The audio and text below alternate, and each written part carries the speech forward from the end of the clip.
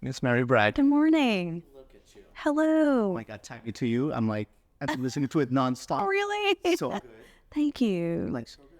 Thank you so much. But there's just such joy in this EP.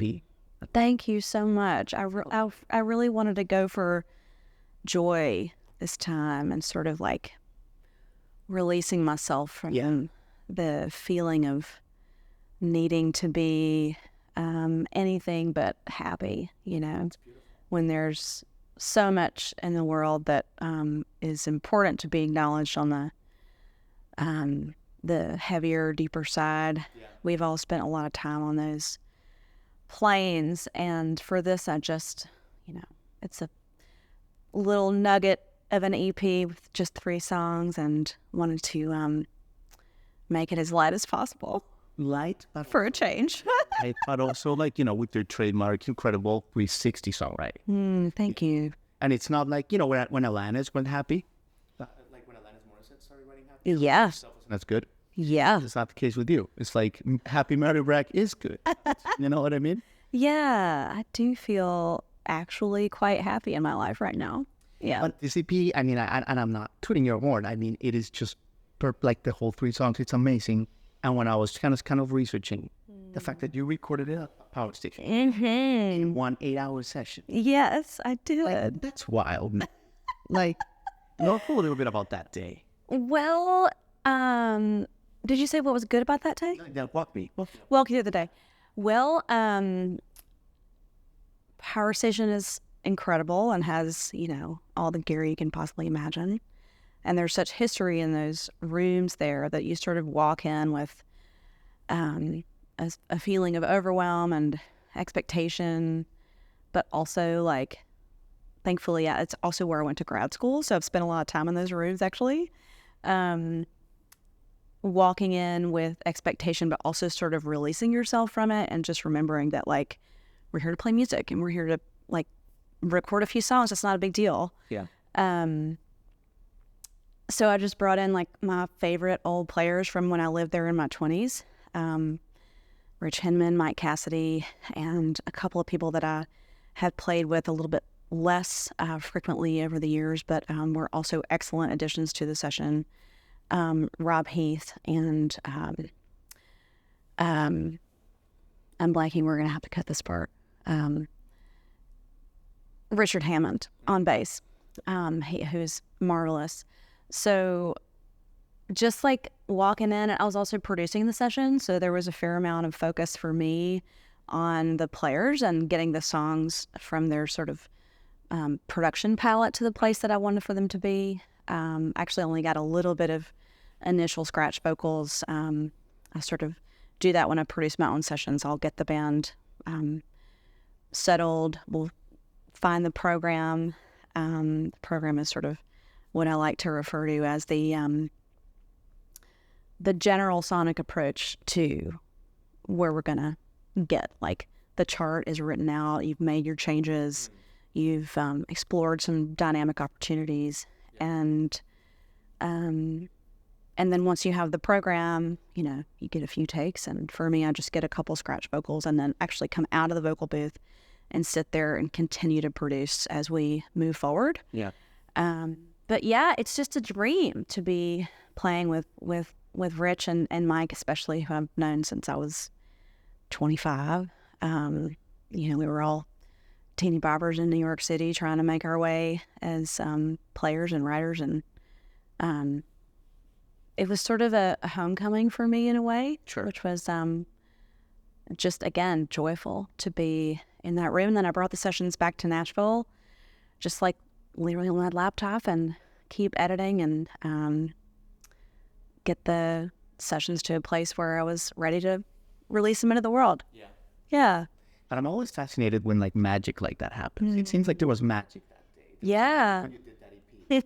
Is that like the most exciting thing for an artist? Like when everything kind of just clicks and it just kind of right flows. And you just find it. Instantly is generous. This was it. On the one hand, sure, it was just an 8-hour session, but for me, I think the instantaneous feeling of having arrived at something is actually a culmination of years of hard work. Yeah. So, Fair. there's a lot of practice. And also in this case, I spent many hours writing those songs with Peter Grunwald on Together Alone, Bill Domain, with Liv Green on The Only Heart I Have, and with Bill Domain on Only So Much You Can Do. So those sessions, cumulatively probably were, between 12 and 18 hours, maybe even 24. I can't remember how many rewrites we did on but I think mostly those are probably either 1 or 2 session writes.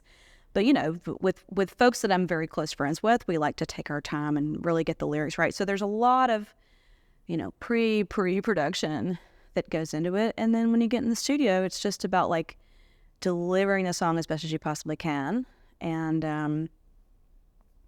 inviting the magic, hope it arrives.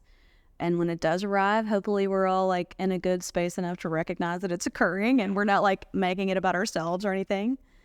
I really like to sort of get out of the way of the music as much as possible. So if I'm paying too close attention to like my own relationship to the magic, I try to remember that ultimately like giving the song to the recorded universe is like, I really try to give it to the people that are listening to it.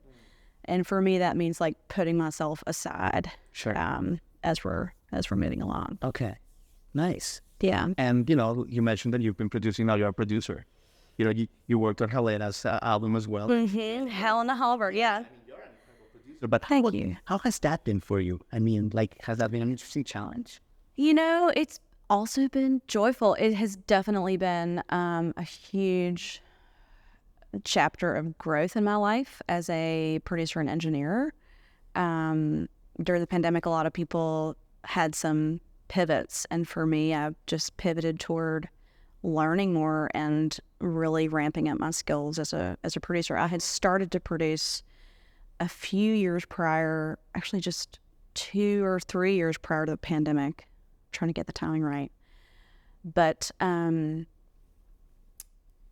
when the pandemic happened, I got served a really well-targeted ad on Instagram for singers and songwriters and producers. It was like, are you a producer who wants to take your career to the next level? And I was like, well, as a matter of fact, I do. So, yeah. Are you from Swainsboro, Georgia? What did you say? Yeah. So it was Berkeley College of Music. And so I went for it and moved back to New York from Nashville. I've been living in Nashville from 2013, and then during the pandemic I was like, well, let's a year and a half. Yeah. How was that?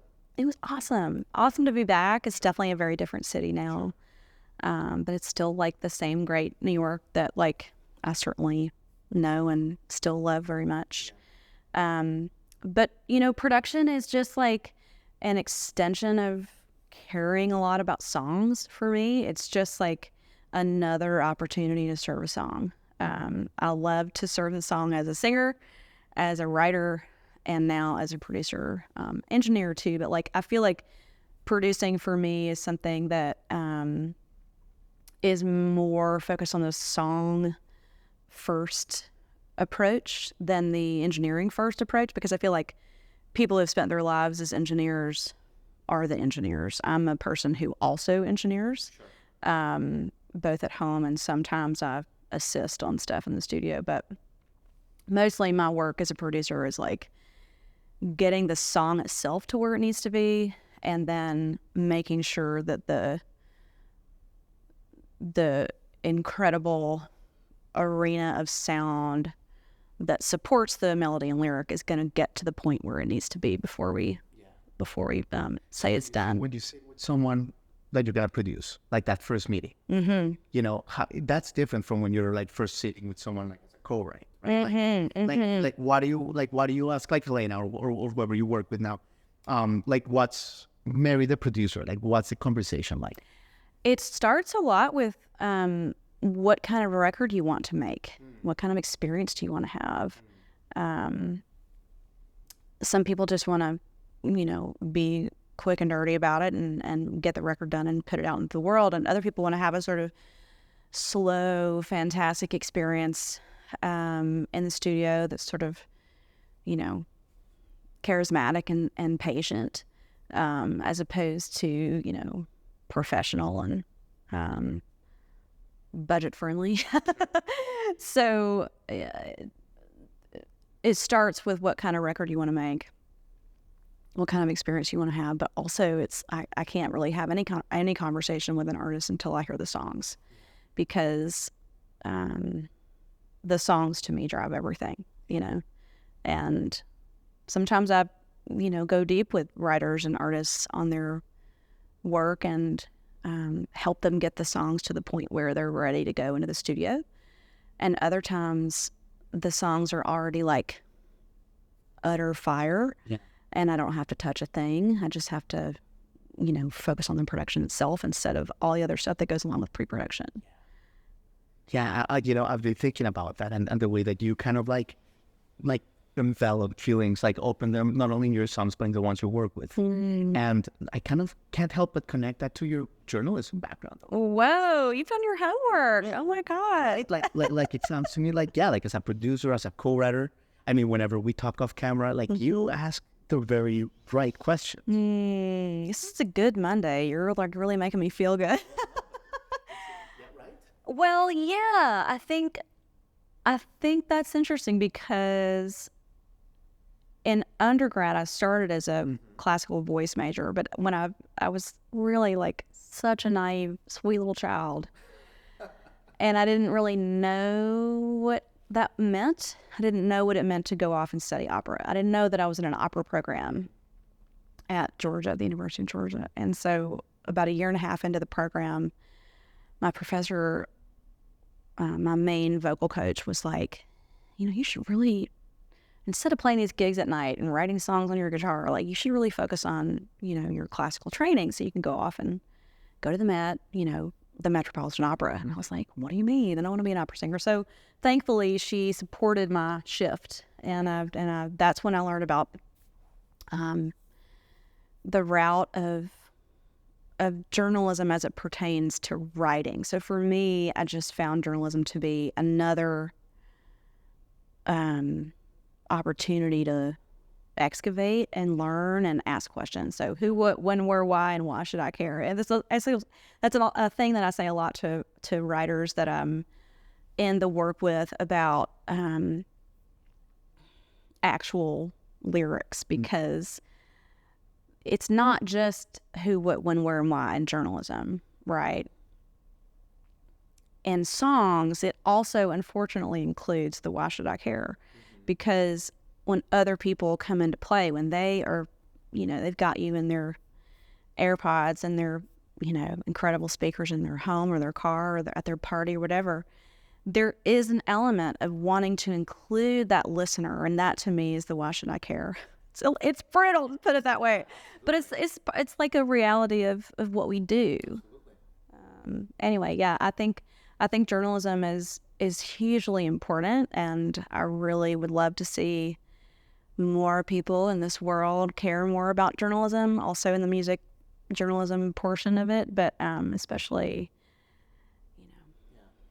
the brass tacks news. Thank you. Yes. For stuff. Thank you. And you're like, oh my God, like, where's Mary Brandt's book? When is it coming out? Like, oh my gosh. It's But Mary, I love it. I mean, and obviously it's becoming clear for my audience that they know you how much love you have. I mean, it's clear, and you're such a bundle of love and joy. And you mentioned you grew up in Georgia. I did. Small town. It sounds to me like you had a really happy childhood. I did. I'm a very loving family, right? A super loving family, and lots of it. Like, even just the other day, someone was asking me, like, who my best friends were growing up and had I kept in touch with them. And I was like, well, my best friends were my family. I had 18 first cousins on one side of my family, and most of those people were in my town. Like, not just in my town, but like 1 mile from my home. Like, it was a very, like, I don't even know how to describe it unless you were raised in a huge family where you were constantly around each other. I don't know that anyone could ever understand that. It's just a very specific thing. So there was a lot of love flying around and a lot of music flying around. And, I don't know what your next question is, but we've definitely had a hard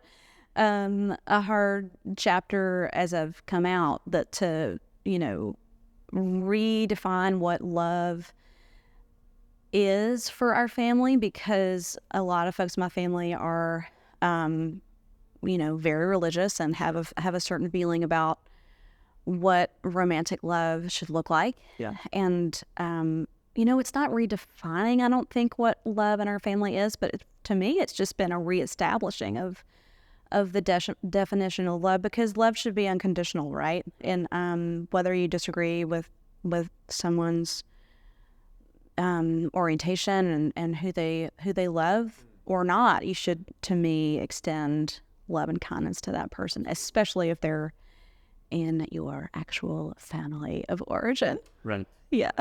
Well, I mean, you brought the topic forward, but when that whole thing happened with your divorce and all that, and you kind of like expressed it to your family, was that liberating? Was that hard? Not at first.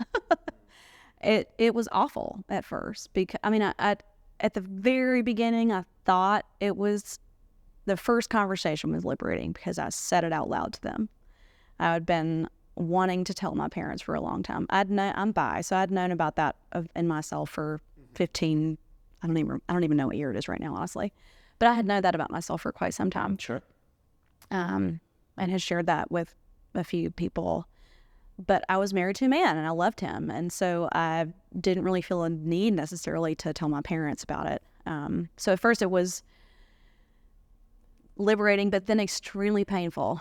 For me and for them and for many people in my family. So the sort of healing process has been long, but really also my parents refer to it as miraculous, that they came around to meeting my partner and now fiance, and they love her and they treat her with an incredible amount of kindness, and they also still feel the way they feel about what romantic love should be. So there are still things that we have to respect about each other's views in the world and about a person's place in the world. But it has been like since that moment of evolution, which was just before Thanksgiving of 22, not that long ago, 22, 21. 21. It was 2021. Because we came down from New York. I was in grad school at the time, and they invited my fiance and me to Thanksgiving. Sure. So we came down, and it was a big moment, but also continuously painful for the people that have not come around. Right. And there are many of those, and it's really, really awful. Yeah. But in a way, it's also been like inspiring to see you kind of just like, it's almost an example, that, true to the values that matter, which is connection to yourself. Yeah. And knowing that even though some people think that I'm a threat, and I've been told that by many people, people think that I'm a threat. People think that our relationship is a threat to, their families and their morals and whatnot. Like, I know that is not true. I know that the love that I have for a person who happens to be of the same gender as me, I know that is not a threat. Like, love is love, and love is like, anyway, it's a hard thing, but I do know that I feel grounded in myself and my partnership, and moving through that. Like with my last record, there was a lot about that. With my song "Love Each Other," which is like, it's about like, come on, guys, can't we talk about something else? Yeah, can't we just like, sit around the table and have casserole again, and remember too that to me there's so much about this divisiveness that is self-important, and I really don't like it. I don't like being the center of this conversation because it makes it about me. And like I said before, I've really tried to like get out of the way of whatever the message is. And in this case, it's been, imperative that I was part of the message because it was my story. But yeah, I mean, Sure, I'll set an example. Yeah. I'll be an example because, like, look at me. I don't go around and get discriminated against because I look a certain way. There are people who have a much more difficult experience in this topic than I do. Sure. So, like, my story is like the slightest. I'm not trying to minimize my pain, Brene, comparative suffering. Anybody? But I do think that, like, I know that my story has not been as painful as many other people's story, whether it's about sexuality or many of the other difficult arenas of discrimination and judgment. You name it. I mean, racism. And racism to me is the obvious, much larger, systematic kind of issue. That I, as a cis-presenting white woman, will never understand. Yeah. I can try to advocate, right. And I do advocate and do my best, but also I will never fully understand, you know. Wow. I could talk to you forever, man. You too, Jaime. But let me leave you with this, because sure. Pivoting a little bit, I briefly mentioned that you're also a great writer and you did some op-eds, and I remember once last year, I think it was last year, after the John Prine show, a week at the Ryman, you wrote a great opinion piece here in a local paper about how artists are supposed to, like, wear so many hats nowadays. Mm-hmm, mm-hmm. Not only what we've been talking about, producing, making the damn song, making them feel people, what do I want people to feel, but also, like, market them. Yeah. Social media, that whole thing. Yeah. It's been a year since that, pretty much, or like 9 months, I don't even know. But I sense some people have had a shift, some haven't. TikTok may get shut down. Like, a lot is happening. Right. I feel like there's a lot of things.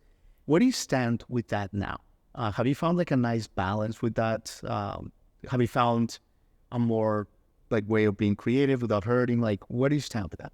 Have I found a more creative way? Or is it, like, worse, I think it in some ways, because social media is just so a part of the fabric of the modern world right now, there's really not a lot of getting away from it as an artist. But I still stand by what I said before, which is that art should come first always, and everybody can have their own personal personas on social media and have an extension of themselves be a representation of the work. But I still purport that those extensions of ourselves should be driven by the art that we're trying to put in the world, and not have it be flipped. Yeah. Not have some social media campaign be or marketing campaign that includes social media. Like, those things should not be the thing that matters, because to me, the work is the work is the work is the work. And the work is why the music is powerful. Like, when we put the time in and make a song and a performance of that song that we have put dozens of hours, hundreds of hours in, thousands of hours of practice in over the years, that's when the social media part is like, sure, okay, I can get on and do some selfie videos and do whatever. But I'm not opposed to social media. I just think that, like, we've gotten it wrong in so many ways. Yeah. And thank you, Mary, because I mean, you are doing it right. Because your song, whenever I see you live, and also, like, when I repeated listens, there's always something new. Like, you definitely hit the feelings in a very profound way. Thanks. And that is going to outlive us all. It is, alas, our songs themselves are not only going to outlive us, but also outlive our social media campaigns. Exactly. Yeah. No one is going to be like, lest we forget, y'all, Instagram is going to die someday. I mean, sorry, Meta, but, like, in 100 years, the masters, the master recordings, the publishing, that will still be the thing that will be carried to whatever the new iteration of software is.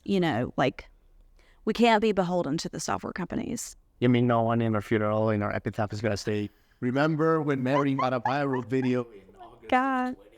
Remember that one time she did this? No, y'all. No. You're the best. Thank you so much for having me today. Hey, y'all. This is Together Alone.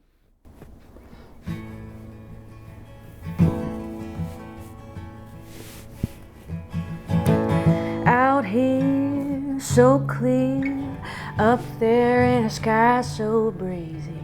Palms swing, birds sing, low tide, we're breathing easy. Do, do, do.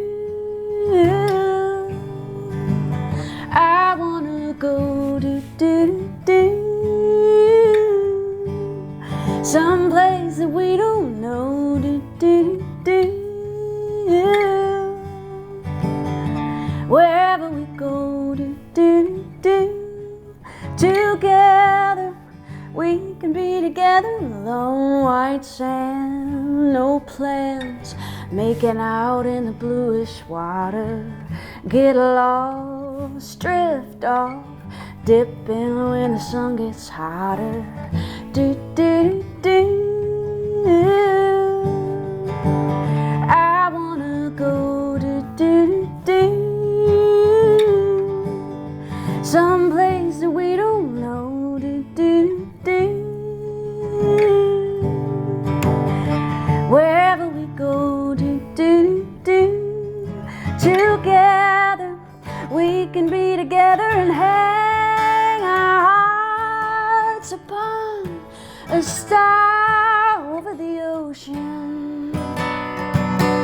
We can make the good ones play forever in slow motion.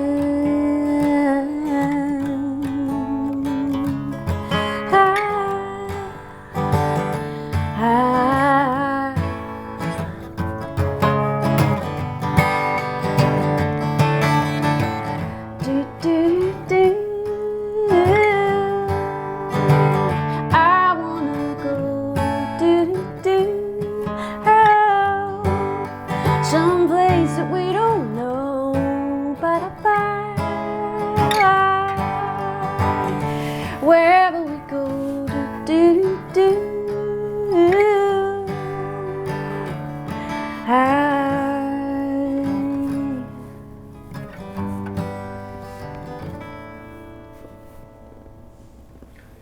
Hi, everybody. Thanks for watching.